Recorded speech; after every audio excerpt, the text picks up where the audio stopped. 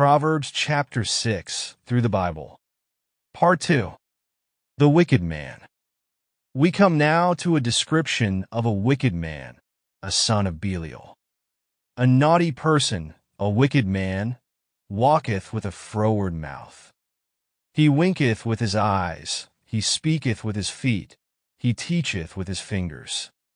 Proverbs 6 verses 12 and 13. Have you ever noticed this in a person?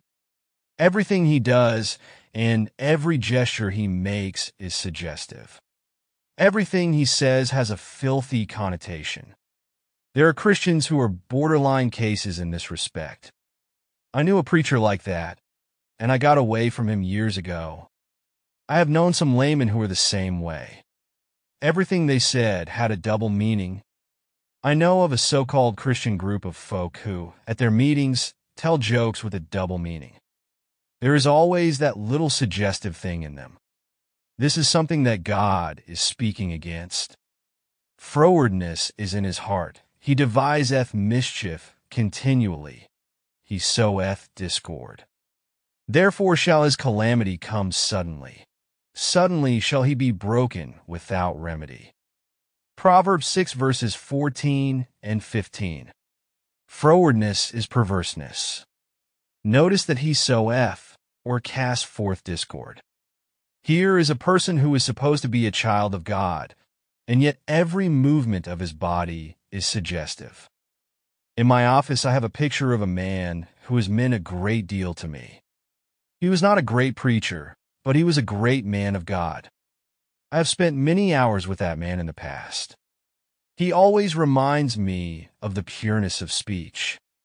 Never have I heard him say anything that was suggestive or that had one bit of smut in it. His life was just as clear and clean as the noonday sun. That is the type of men we need today. We don't need more of the bright young fellows with the latest thing in haberdashery and the latest haircut. You see them eyeing the girls even though they are married. Their wives cannot be quite sure about them. But we say, they have good personalities. May I say something to you? And I am going to say it very clearly. We are loaded with folk in Christian service today, and we are getting nowhere. Do you know why not? Because God is not mocked. Be not deceived. God is not mocked. For whatsoever a man soweth, that shall he also reap. For he that soweth to his flesh shall of the flesh reap corruption. But he that soweth to the Spirit shall of the Spirit reap life everlasting. Galatians 6 verses 7 and 8. God is not fooled.